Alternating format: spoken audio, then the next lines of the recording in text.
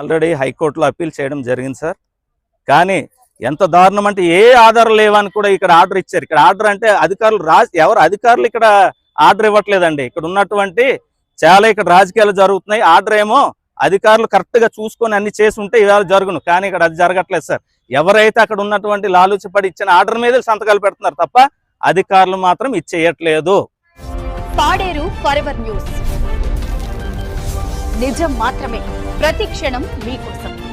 అల్లూరి సీతారామరాజు జిల్లా పాడేరు డివిజన్లో cold storage నిర్మాణం పేరుతో గిరిజనుల భూములను అక్రమంగా కబ్జా చేశారని ఆరోపణలు వెలుగులోకి వచ్చాయి. హుక్కుంపేట మండలం గడుగుపెల్లికి చెందిన ముదిలి చిట్టిబాబు అనే గిరిజనుడికి చెందిన భూమిని ఉద్యోగాల పేరుతో ఆశ చూపించి గిరిజనేతరులు మోసపూరితంగా చేజిక్కించుకున్నారని బాధితులు ఆవేదన వ్యక్తం చేస్తున్నారు. భూ యజమానికి కనీసం సమాచారం లేకుండా, ఎటువంటి సంతకాలు సేకరించకుండానే కేవలం ఒక్కరోజులోనే ఈ తప్పుడు రిజిస్ట్రేషన్ ప్రక్రియ పూర్తయిందని వారు ఆరోపిస్తున్నారు. ప్రస్తుతం ఆ భూమిలో ముదిలి కుటుంబ సభ్యులే సాగు చేసుకుంటున్నారని, ఆన్లైన్ రికార్డుల్లో కూడా వారి పేర్లే దర్శనమిస్తున్నాయని ప్రజా సంఘాల నేతలు పేర్కొంటున్నారు. రికార్డులు సక్రమంగా ఉన్నప్పటికీ ఎటువంటి పత్రాలు లేకుండా రిజిస్ట్రేషన్ ఎలా సాధ్యమైందని బాధితులు అధికారులను నిలదీస్తున్నారు.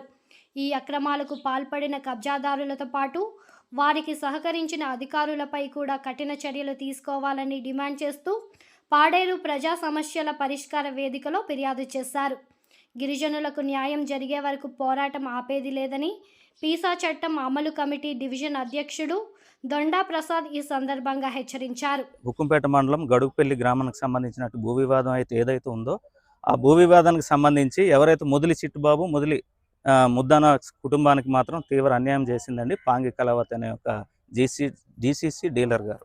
అయితే విషయం ఏంటంటే ఏదైతే ముదిలికి సంబంధించినటువంటి అక్కడ భూమి ఉందో ఆ భూమిలో మీకు కోల్డ్ స్టోరేజ్ కడతామని, కోల్డ్ స్టోరేజ్ కట్టి మీకు ఉద్యోగాలు కల్పిస్తామని చెప్పడంతో పాపం వీళ్ళు భూమిని లీజుగా ఇవ్వడం జరిగింది. దీనికి కూడా ఎవరైతే మొదటగా ఆ పాంగి కళావతి ఆమె భర్త నారం రమేష్ అనే నాన్ ట్రైబ్ వీళ్ళకి వచ్చి వీళ్ళ దగ్గర నుంచి ఈ పాపం అమాయకుల్ని చదువురానటువంటి అమాయకుల దగ్గర మాయమాటలు చెప్తే భూమిని లీజుగా ఇవ్వడం జరిగింది. ఎందుకంటే కోల్డ్ స్టోరేజ్ కడతాము, మీ కుటుంబానికి ఉద్యోగాలు కల్పిస్తామని చెప్పడంతోనే వీరు భూమిని లీజుగా ఇవ్వడం జరిగింది. అయితే వీరు ఆ రకంగా అయితే లీజ్ అయితే చేసుకున్నారు. ఖాళీ పేపర్లో సంతకాలు పెట్టించుకొని వీరికి తెలియకుండా అక్రమార్గంలో అప్పుడు నాటి తహసీల్దారులతో కుమ్మక్కై తప్పుడు రిజిస్ట్రేషన్ అక్రమార్గంలో చేసుకున్నారు. కనీసం వీరు ఆ రిజిస్ట్రేషన్కి వీరు వెళ్ళలేదు, సంతకాలు కూడా లేవు. అయితే వీరికి ఇప్పుడు కూడా ఆ భూమి మీద ఇప్పుడు వరకు కూడా వీరే సాగులో ఉన్నారు. అయితే వీరే ఇప్పుడు కూడా ఆన్లైన్లో కూడా ఉన్నారు. ఎవరు ముదిలోళ్ళ పేరు మీద ఇంకా ఆన్లైన్లో ఉన్నది.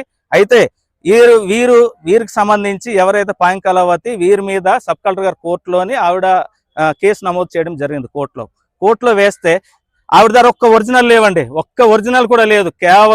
కేవలం జెరాక్స్ కాగితాలతోనే ఆ రోజు కోర్టులోనే ఆవిడ వెళ్ళడం జరిగింది. కనీసం అధికారులు అక్కడ ఉన్నటువంటి కోర్టులో ఉన్నటువంటి కోర్టు పరిశీలించాలి కదండి, ఒరిజినల్ ఉండాలి కదండి. ఒక్క రోజులో ఎలా రిజిస్ట్రేషన్ అవుతుందండి? ఒక్క రోజులో మన ఏజెన్సీలో రిజిస్ట్రేషన్ జరుగుద్దండి? రిజిస్ట్రేషన్ అంటే ఎన్ని పద్ధతులు ఉంటాయి. అక్కడ ఉన్నటువంటి సర్వే జరగాల, సర్వే రిపోర్టు ఈఆర్ఓ అందరూ సర్వేర్ వచ్చి రిపోర్ట్ తీసుకోవాలి. ఆ రిపోర్ట్ తీసుకొని ఎంఆర్ఓ గారు పంచనామా జరగాలి. ఎంఆర్ఓ గారు ఏమో సబ్ కలెక్టర్ పంపించాలి, సబ్ కలెక్టర్ ఆఫీస్ నుంచి కలెక్టర్ ఆఫీస్కి పంపించాలి. అప్పుడు కలెక్టర్ ఆఫీస్ నుంచి మళ్ళీ ఆర్డర్ రావాలి. ప్రొసీడింగ్ ఎక్కడ జరిగిపోతుందండి? ఒక రోజులో 19/1/2006 డాక్యుమెంట్ రాశారు.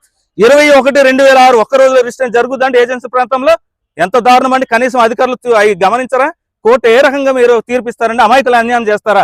అంటే ఆవిడ ఒక జీసీసీ డీలర్ కాబట్టి, మీరు రెవెన్యూలో ఉంది కాబట్టి మీరు ఏమో అనుకూలంగా తీర్పిస్తారా?